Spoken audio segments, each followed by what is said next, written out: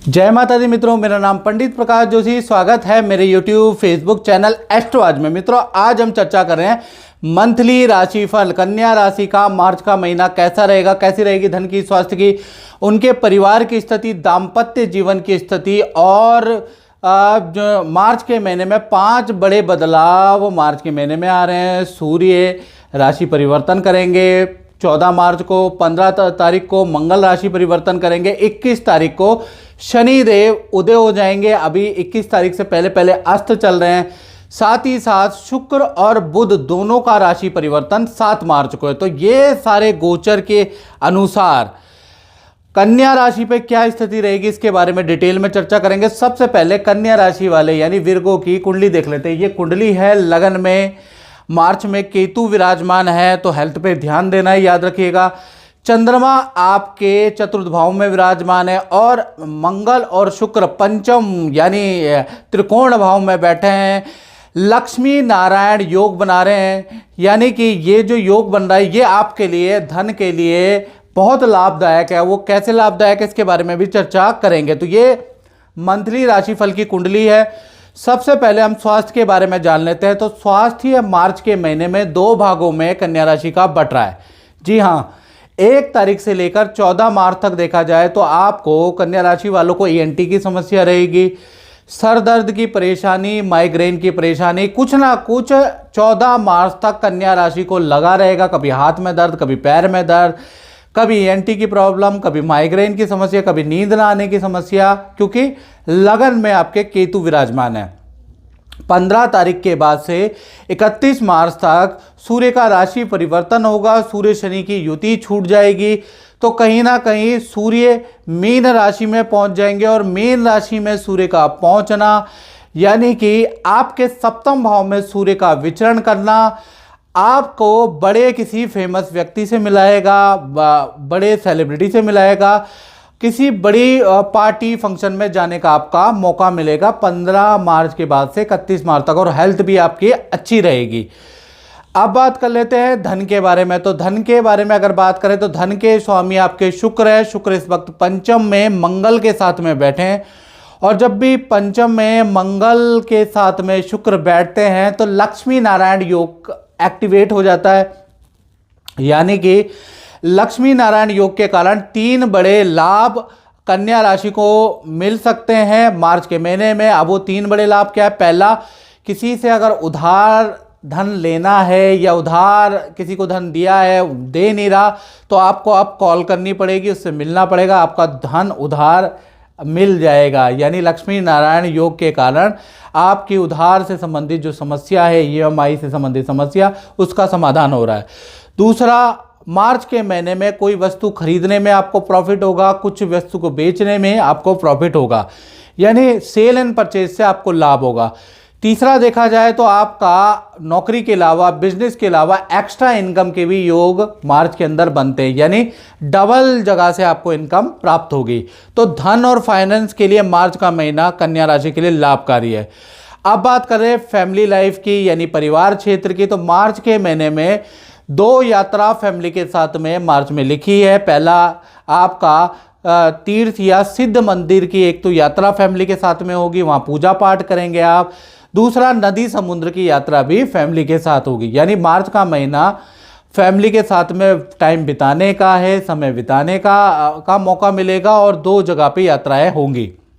प्रीति जी, आप पंडित जी से तो बहुत पहले से मिले हुए हैं, बहुत लेकिन साल आपका अनुभव क्या रहा बीच में? मेरा अनुभव ये है, मेरे बच्चे छोटे थे, हाँ। पंडित जी मुझे रास्ता बताते हुए गए, बच्चों को ये लाइन दीजिए, आप इस तरह की जॉब मिलेगी। तो बस पंडित जी ने मुझे उपाय बताए, वो मैं उपाय करती रही। तो उससे आपने जो उपाय किया उसका पूरा लाभ आपको मिला? हाँ जी, तभी तो हम जुड़े हुए इतने सालों से। चलो माता रानी आपकी सभी मनोकामनाएं पूर्ण करें। हम सोचेंगे कि आगे भी हम इनसे संपर्क में रहें। बात करते हैं कन्या राशि के संतान भाव की। तो संतान भाव में मार्च के महीने में शुक्र और मंगल मकर राशि में बैठे हैं, लक्ष्मी नारायण योग बना रहे हैं।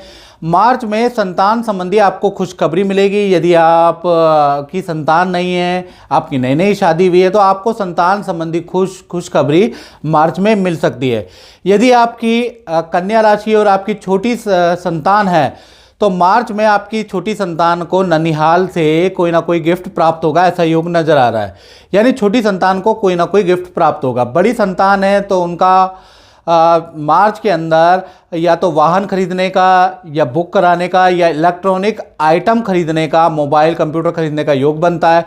साथ ही साथ जो बड़ी संतान है, 18 की उम्र से बड़ी संतान है यदि आपकी, तो लव एंड रिलेशन में घूमने जाने के योग, दूसरे शहर हिल स्टेशन में घूमने जाने के आपकी संतान के योग बनते हैं। हो सकता है कुछ संतानें आपको बता के जाएं और कुछ संतानें आपसे झूठ बोल के जाएं, लेकिन उनका योग बनता है। अब बात कर लेते हैं विद्यार्थी स्टूडेंट की। तो स्टूडेंट के लिए मार्च का महीना 2 शुभ घटनाओं भरा रहेगा। पहली घटना, स्टूडेंट के साथ में उनको कोई बड़ा धन लाभ प्राप्त होगा।